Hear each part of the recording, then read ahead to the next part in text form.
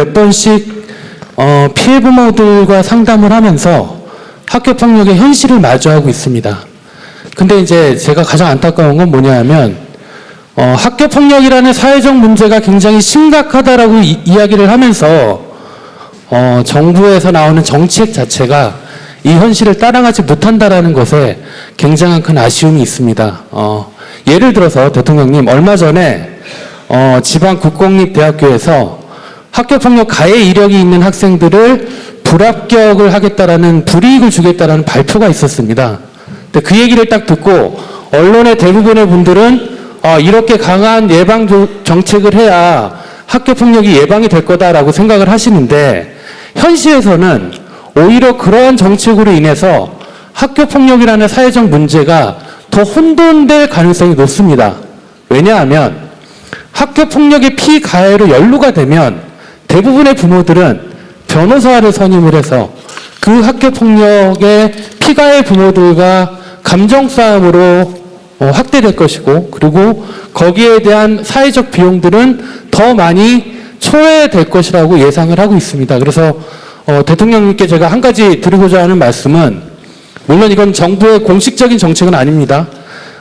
이 학교폭력의 가해 이력이 있는 학생들을 대학에서 불이익을 준다라는 그 정책의 조치에 따라서, 학교폭력 유형에 따라서 좀 차등적으로 적용을 해야 되지 않을까, 1차적으로 그렇게 생각을 합니다.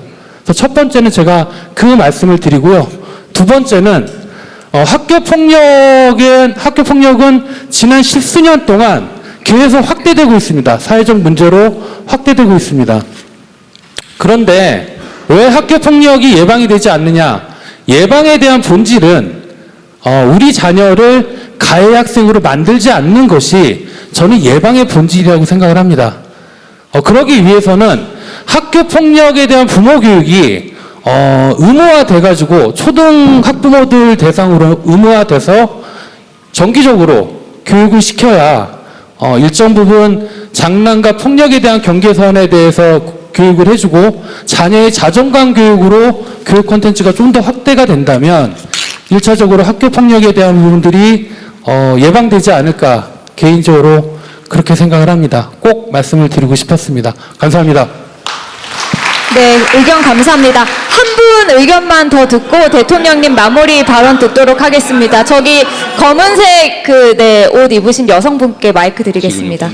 감사합니다. 저는 의정부에 살고 있고 동두천 지역에서 다큐멘터리 창작하고 있는 청년입니다. 최나란이라고 합니다.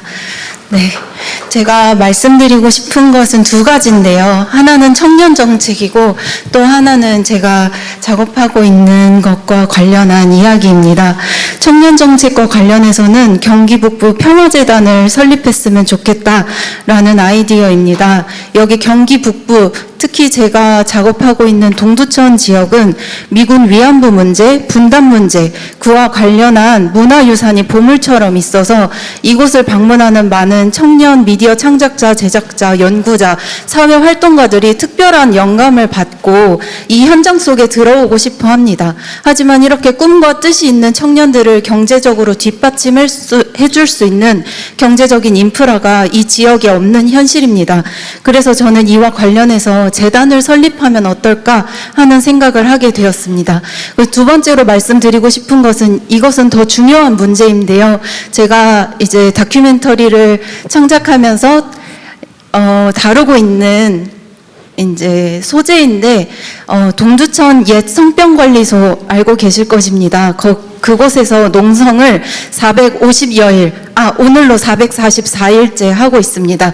거기서 농성을 하고 있는 것은 그 지역의 그 건물과 관련하여 갈등이 있기 때문입니다. 아까 이제 반환 공여지를 어떻게 활용할 것인가 하는 것은 지역 정부가 책임을 져야 한다라고 말씀해 주셨는데, 이 공여지하고 비슷하게 이 성병관리소가 미군 주둔 때문에 어떤 피해를 받고 또 그 건물이 그렇게 방치되거나 갈등의 중심에 있게 되거든요. 근데 그 건물을 대하는 지역 정부의 입장이 전략적인 상상력도 없고 미군 위안부 문제를 다루기 걷기 어려워하고 또 굉장히 근시안적인 안목을 가지고 있습니다. 그래서 저는 그래서인지 이 동두천 시청과 경기도가 이 공을 계속 주고받고 어찌하지 못하고 막 이런 상황이 빚어졌습니다. 그래서 저는 이와 관련해서 드리고자 하는 아이디어는 이 건물을 박물관으로 전환하는 데 있어서 국가가 그것을 맡았으면 좋겠다 하는 것입니다. 구체적으로는 박물관 운영을 위한 재정 지원이나 국가가 그 건물을 매입해서 박물관을 직접 운영하기 위한 로드맵을 지방정부에 제시한다거나, 그렇게 하면 지역사회가 겪고 있는 갈등도 봉합되고 분명 대통령께서도 후회하지 않을 미래의 평화 경제를 이제 만들 역사적인 가치를 찾으실 수 있을 거라고 확신합니다. 네. 감사합니다. 평화재단 문제는 뭐 내가 좀 처음 듣는 얘기라서 그렇고, 성병관리소 보존 문제, 이거는 지금 성병관리소의 토지 건물 소유자가 동두천 시라는 거죠.